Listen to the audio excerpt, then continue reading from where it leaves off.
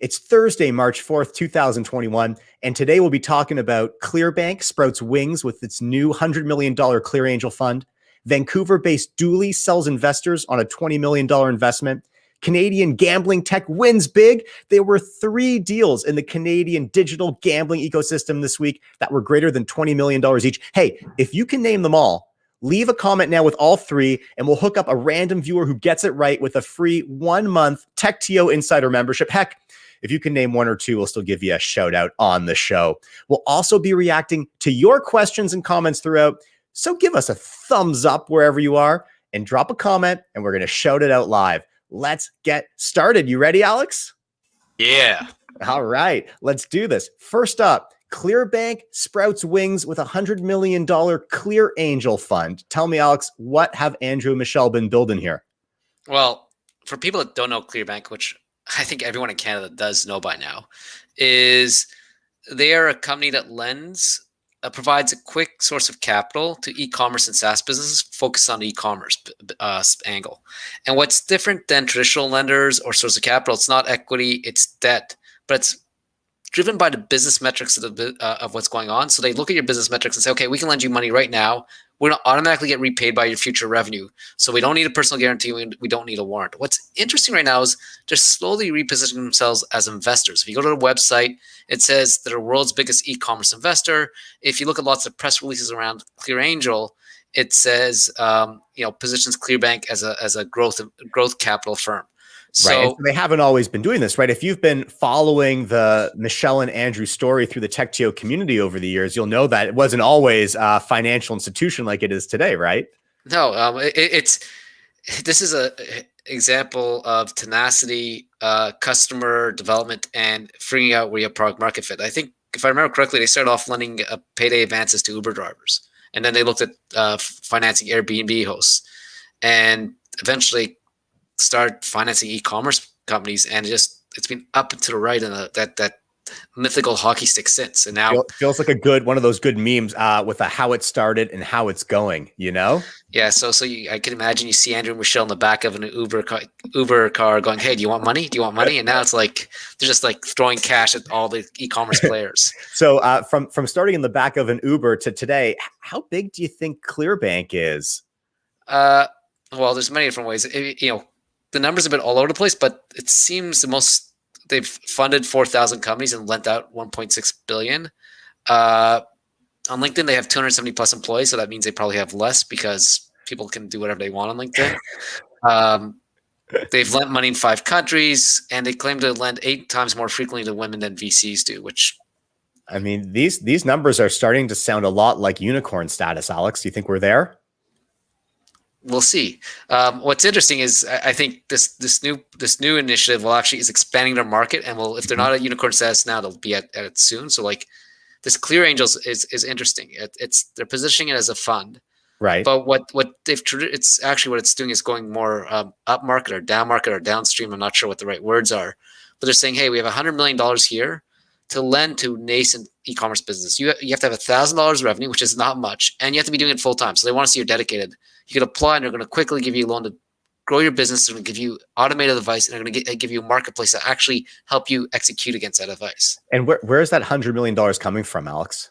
Not 100% clear.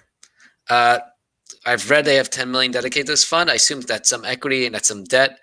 They can recycle the repaid capital. So if they lend out $1 million, it gets repaid. That could be, so it's sort of evergreen. And I assume if it works well, they have other sources of capital to tap in to grow this to $100 million. Now, Alex, you consider yourself an angel investor, right? Yes. Okay, so you know the angel space. What does this new fund mean for early stage companies? Is this competitive to other angels out there? Do you feel threatened by it? So let's break this down into two different aspects. I think one is there's a bunch of companies going to finance that just aren't in the angel space. And they're clear. That's one of the purposes here is this is for people without the connections, without the access to capital, without, so if you're someone in Timbuktu, has no connections to the world, you're making, I don't know, some unique thing you're selling on Shopify and you're doing $1,000 a month and you want to scale it up, you don't need to go find the angels. And so I think there it's not competitive. Then I think depending on, for an angel, I think it's actually quite complementary versus maybe a VC. So if I invest in an early stage company and I can get capital that's relatively efficient. So they're not selling equity, which is very expensive. Right. And a company can grow with debt that's pretty benign and it doesn't cause any harm. I love that because the company can go to a much larger stage before they raise more additional capital. So it's either non-competitive or early stage investors. It's actually beneficial because it makes my companies more equity capital efficient. For late stage VCs that invest in e-commerce or SaaS, they might not like this as much. But do you have any portfolio companies that are playing in e-commerce? Like, is this going to apply to most tech companies, or this is more of CPG type companies? I think it's their bread and butter is e-commerce. So it's DTC companies. So like the one I can think of in Toronto that's killing it that might benefit from this is Cabo, Nixwear, Majuri. Yeah. Right. Some of those have good VC money behind them, and actually all three. An alternative to them as they were scaling, right? They wouldn't have had to do the expensive equity, as you mentioned. They might have been able to access this sort of new product, which looks and feels a lot like debt. Yeah. So, and like the one I can think of in my portfolios is Fight Camp.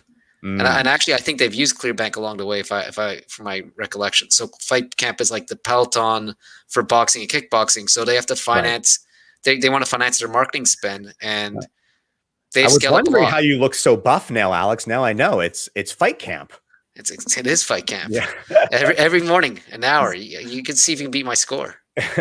Awesome. And so, is this one of these announcements which is like coming soon? It will launch in the future, and it might never happen, or when does this thing go live? It's live. It's beta testing. They have 20 to 30 customers. They have a wait list. I believe Clearbanc has been working on this for a long time, because I think what's interesting here, and it's interesting, it's not getting attention. It's beyond just capital. So just lending capital, they could probably figure out the algorithms and stuff like that.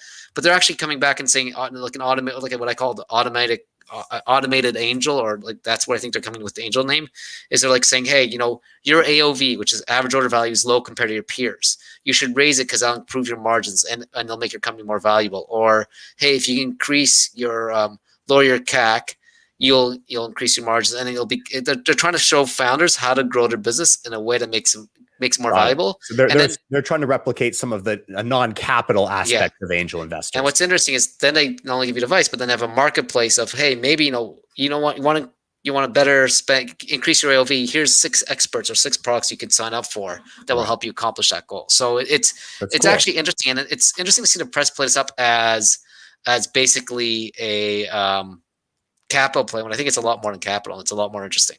So I love that. I think that's really cool to think about it holistically. I do think, Alex, you could be in trouble if it's more than capital as an angel investor.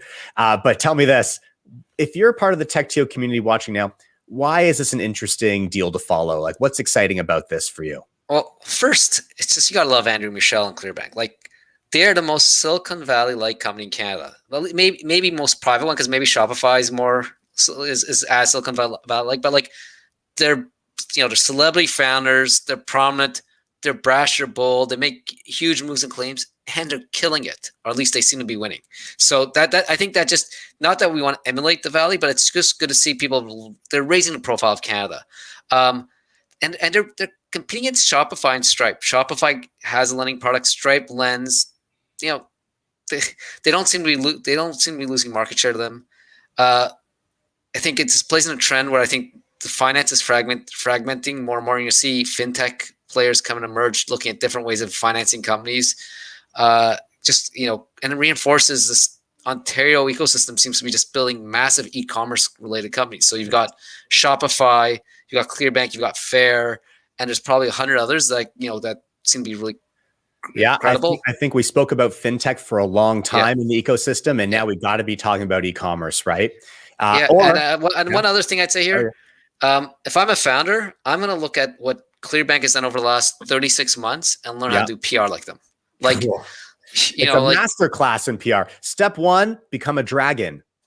Well, come on, Jason, you're dragon-like, but it's not only that, but it's also, make like, they've coined terms. They call themselves a 20-minute term sheet. It's now the ClearAngel fund. And technically, I don't think any of those, they're taking languages that are used for other purposes and co-opting it for their purpose. And then they're getting press around it and they're executing against it. So they're creating their own categories and getting people talk about it. Yes, it helps that Michelle has the publicity and is a known person.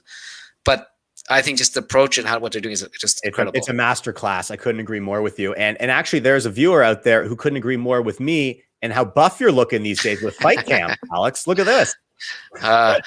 We can do all sorts of amazing things with videos. I know the power of Hollywood. Hey, Alex, I gotta show you something. The newsletter you love to open. Do you want awesome Canadian tech news in your inbox every Monday, or career opportunities in your inbox on Wednesday? What about funding insights on Friday? Then you need to subscribe to the TechTO newsletter. Alex, what can people expect from tomorrow's issue? I working right now on it. We're going to be featuring a startup called Sherpa. They get me their stuff in time, so you can learn about someone that's actually building a massive business to take advantage of when we recover from we can actually fly again. And I'm trying to get a couple of angels to get me their information so that to feature them, and so you can find some people that actually might write checks if you're not in e-commerce. Got it. So you're saying you don't know what tomorrow's issue is going to be yet, but it's going to be amazing. It's going to be a must read. It's going to be a must read. All right. Next up, we are talking about Vancouver-based Dooly sells investors on a $20 million investment. Got to ask, Alex, what does Dooly do? Good. They provide RP. It could be a pun. It could be, you could say alliteration. There was a lot alliteration. That was the word I'm looking for. Yeah, it's too early in the morning. I just woke up. They provide RPAs for salespeople. So, and we can get into what RPA is, but it basically makes sales software more useful for salespeople. So it eliminates all the replication of data input. It just lets actually salespeople sell, because according to Salesforce, salespeople only spend 34% of the time selling. The rest of the time is doing other crap. Okay, so this is an other crap company. That's what they're trying to do. This is eliminate other crap. It's called sales enablement. Okay, so what's RPA? If they're doing sales enablement, what's RPA mean? So RPA stands for robotic process automation. It's a fancy way to say that you're using software to automate a previous repetitive task. So, and like there's a massive company called UiPath in this space that just says it's doing RPA for general purposes. So it's like, so for example, I'm just trying to think, like, here's the perfect example is like, you finish your meeting as a salesperson, then you go put your notes in Salesforce and you copy them over to the calendar, and this basically learns that. And so you put it once, and then you don't have to go to the 12 different So you're telling me that in the year 2021, we're still doing 2/3 of our job with manual data entry. Yeah. Okay, and that's what this is going to fix. So I love it. So tell me, how big is this? I would have thought manual data entry a thing of the past, but this feels like a company that's taken off. So do you have any sense of the numbers here? Not really. The two numbers I could see is, they have over 1,000 customers, and there's some big ones like Airtable and Asana, Intercom, CrowdRiff. They also just seem to be massive growth since COVID. Apparently, there were 8 employees in September. They're 22 now and plan to get to 50. So my assumption is when you're growing from 8 to 50 employees, revenue is going up, I hope. And when you have 1,000 customers, again, don't know how many seats that is. And I think they charge $5 per month per seat. Yeah. So I assume it's more than one seat a customer, because that'd be 5, that'd be 600,000. I'm sure they're more than that. We need like a special graphic just for your back of the envelope math, Alex. Like I need that to animate out, and I want people to see you walk through the math. All right, so it was a $20 million. Yeah, go ahead. I actually just noticed one comment from Jason saying, "How can we get onto new entity?" So I'd love to know what Jason wants. Jason, put another comment there. I'd like to know what you mean there. Sorry. Sure. Yeah. And so, is it the $20 million headline here? Is that a Series A? It's actually a deceiving number. It's actually 2 rounds of one. So they announced both their seed and Series A at the same time. So the seed was about 3 to 3.5 million, led by Bold Start Ventures, which is an American VC, and also Box Group, which is also American. And the A round was 17, led by Addition, which no one knows, but or most people don't know. It's a guy called Lee Fixel who just started this fund that can invest in any stage. And if you look at his investment record before starting his own fund, it's just ridiculous. He was at Tiger Global. There's also Bold Start and Box Group are back in there. Battery Ventures, Mantis, which is the chain smokers, have their own fund, and SV Angel, which is Ron Conway. You may know Ron from investments like Facebook and every other good unicorn in the valley. And they have a bunch of interesting angels, including the founders of UiPath, who I mentioned, the COO of Gainsight, which is the CEO of SurveyMonkey, the ex-CEO of Atlassian, which is, and Wow. then So Harry there's Stebbing. a lot of strategics in there as well. Not there's Yeah. some really interesting people that can help them get distribution or integrations or otherwise help them scale up this this B2B platform. Well, I think the Chainsmokers is going to do a whole song on it. That's the It's strategy amazing. there. It's amazing how you can drop these big names, Lee, Ron, and then we still focus on the celebrity name. We're just as we're just as susceptible to pop culture as anybody else. But yeah, if I were to play a Chainsmokers song here on the outro, it's probably get taken down by YouTube. So we'll let that out. But let me ask, if you're part of the TechTO community, why are you excited about Vancouver-based Dooly and this raise? So I think there's a couple of trends that this represents that's going on everywhere. One is sales enablement is a hot category, and to see a Canadian leading, that's great. I think strategic angels is also something you're seeing pop up more and more. And I think, my conversation, what's interesting here is all these angels are from the US. And I see this happen quite often. Like I know there's another company who hasn't announced a round, which is another one of the trends, which they got a bunch of strategic angels. And so my question here is, why aren't we getting like Harley from Shopify or Jack from Clio into these companies? So I think there's something that's happening that our own strategic angels are missing out, or potential angels. And I think what's more important is, this is just an example of someone not announcing their seed round.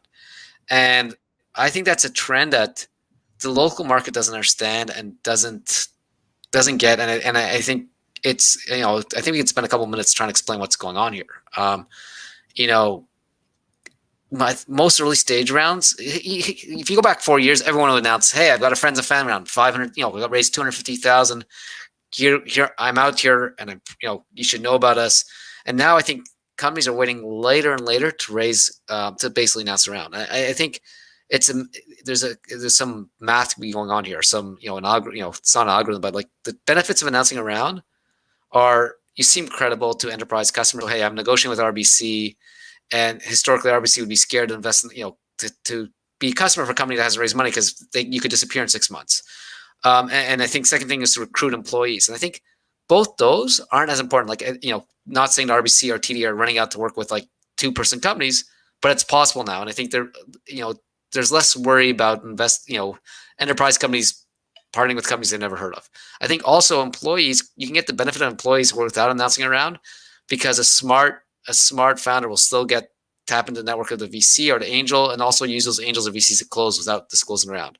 The downsides of closing around, which I think have become more prominent right now, is now you seem almost too small. Hey, we've got RBC, TD, and I don't know, Uber as logos on our website, but then we announce we're doing a $2 million round or $3 million round.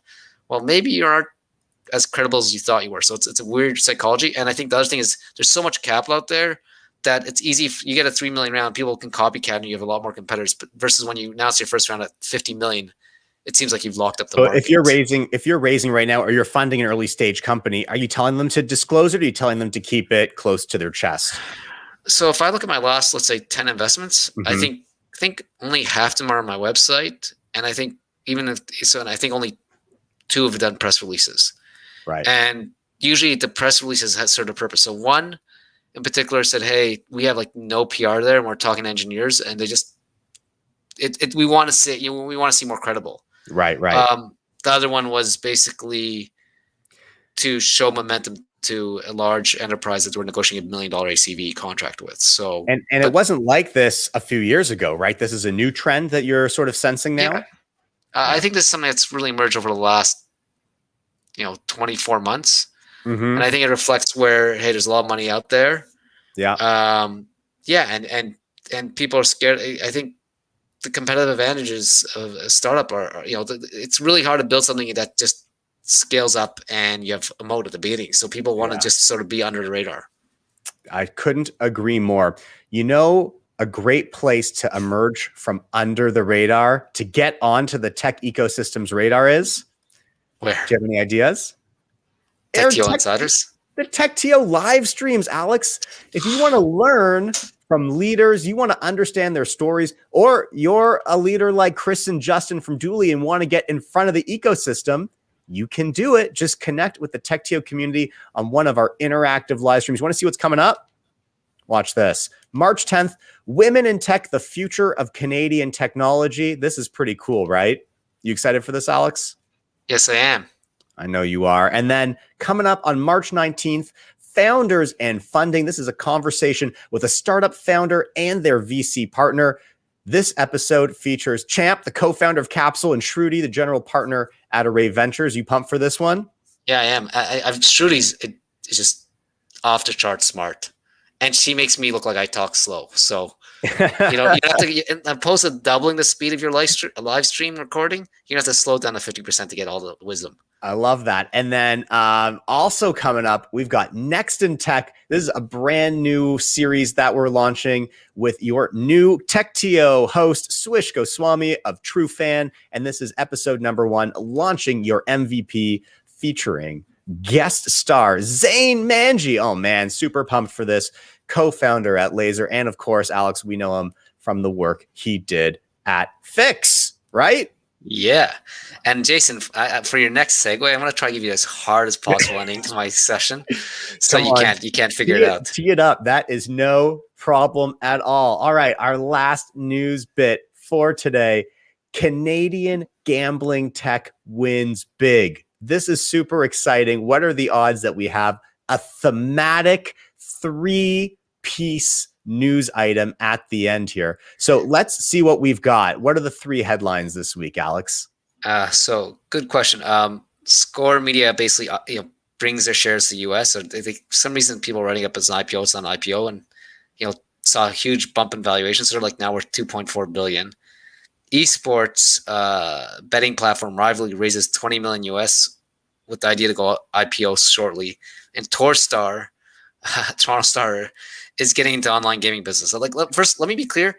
I didn't want to talk about any of these, but when you have 3 of these, I bumped. I wanted to talk about CAE, which is a billion, which is a Montreal-based, more traditional tech firm. They did a $1 billion acquisition, but I kept it just seems like all that's happening in this ecosystem is these companies no one thinks about are doing all sorts of shit in the esports, the gaming, gambling space. All right, so let's talk about it. We got to take one at a time here, Alex. The first one, Score Media. Is this related to like the Score, like Canada's ESPN? Yeah, the Canada's ESPN. I don't think it ever really achieved that, but what they were smart enough to do is see where the buzz is. Mm-hmm. So they have basically 3 things. They have their content around sports and their ESPN type thing, and it's actually interesting. They're distributing a lot via social media right now, so they have like a lot of followers on TikTok, surprisingly. Then they went into e-gaming when they got hot, so they have like an e-gaming channel, which I think I was reading it's just 200 million views a month. And then more recently they got into online, sports betting or sports gambling, and they're also getting into online casino. So they seem to be a sports media gambling related entity that everyone knows here, but the investors like it because it's all about they're betting on the legalization of gambling. Amazing. And so did you get in on that IPO, Alex? No. I'm not a big fan. Like, also with the common thing, these all things, like people talk about valuations being crazy in private capital, like in venture capital. Yeah. I think 2.4 billion market cap. I think if I remember correctly, it was like 40 million revenue. Yeah. With a huge loss. So, and I think gambling, once it's legal, is going to be much more competitive than people think it is. Amazing. Yeah, I think it's going to be an interesting space to watch for sure. Jason, come on. You must, I imagine you're sitting there making your NHL bets every night. Yeah, come on. I'm a Wealthsimple invest person. I don't speculate on this. All right. I thought you're a Wealthsimple trade guy. Crypto. All right. So the next headline I want to dig into is this Rivalry headline. Who is Rivalry and what happened here? So Rivalry is an esports betting platform. So let's screw sports. Let's go right to esports. Esports is like, League of Legends, Fortnite, and they raised a US $20 million round. It's not disclosed from who. Yeah. And they said they're doing it to just get ready for stock exchange listing later this year. What's interesting is they're based here. They do esports and some traditional sports, but they focus on millennials in Latin America. So they claim to be... Wait, why Latin America? I would have thought you maybe start with the US market if you don't do Canada. Maybe you do Western Europe. Why Latin America? Apparently, Latin America is really into esports and gambling, and I guess the laws let them operate there. Like regulation. I love some little regulatory arbitrage, taking advantage of it. I love it. Yeah, and they claim they want to be the they want to be the equivalent of Robinhood to TD Ameritrade for esports gambling, which to me is very interesting because I didn't know there's someone around enough to be the Charles Schwab or TD Ameritrade of esports gambling. I guess I can't bet on your kids on their Roblox, huh? I gotta. What do you think? Rebecca has a whole business going. She has 15 accounts and they all play each other. So she takes, let's not get there. All right. So pretty unbelievable stuff. They're coming out of Toronto Rivalry, right? Yes, that's right. Fantastic. So another really cool deal there. And then the last deal is Torstar. Alex, we never talk about Torstar, and now I feel like we only talk about Torstar. Didn't we just talk about the shipper acquisition with them? So what is happening over there? Well, remember, I think 6 months ago, Torstar, the family that owned Torstar, sold to some financial players, and I guess they're looking at these assets and saying, "What can we do?" And they're now said they're gonna open. They've asked for an online gaming casino license in Ontario, with the proceeds to float to support journalism. I don't know about you. I'm very skeptical of that rationale. This to me says, okay, hey, I don't even know if they think this is a valid business. This says, let's get this online casino and then go public again and take our money off the table. I'm very cynical of this. Yeah, we can tell. And Alex, you're usually such a bright, cheery, happy guy. So for you to be cynical of something really is putting it there. Okay, so what's the deal here? What's happening? What's happening here? So it's a lot of attention to something that's not sure yet. They've, so they what they announced on Tuesday is they would like to launch an online casino brand later this year, pending approval by the Alcohol and Gaming Commission of Ontario.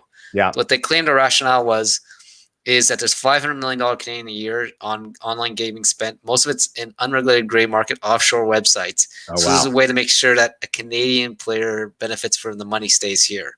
And then of course they said the other part is, this is our way for Torstar to help support the growth and expansion of quality community-based journalism. So I can imagine right now, bet $5 in poker and we'll cover your kid's soccer team.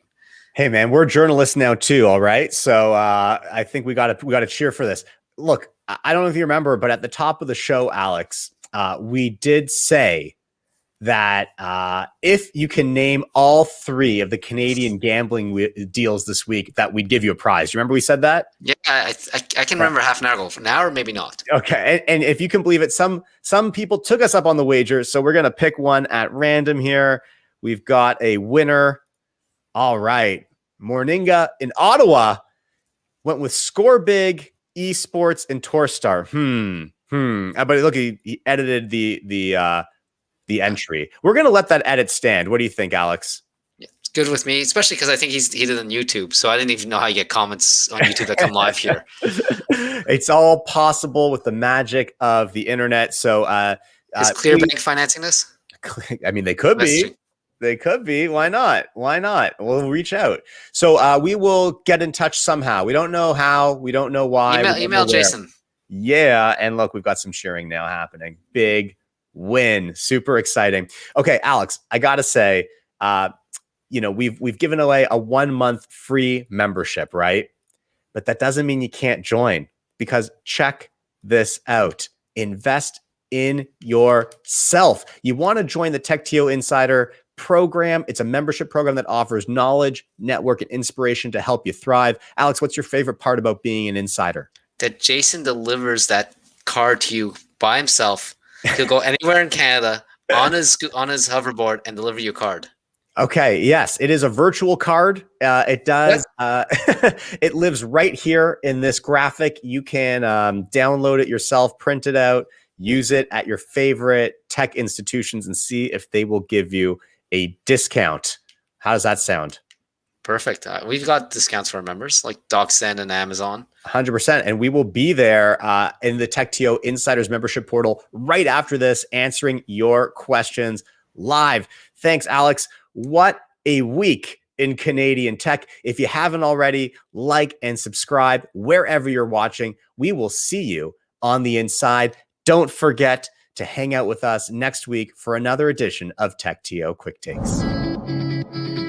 We're in the business of delivering impossible things. We're in the business of delivering things that nobody's ever seen before. If you build that culture, you'll come up with really cool and innovative stuff, and literally could be the next multi-billion-dollar idea.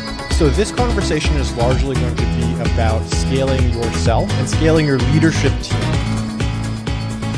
want to talk about one of the biggest struggles that I think a lot of startups face early on, which is building initial traction.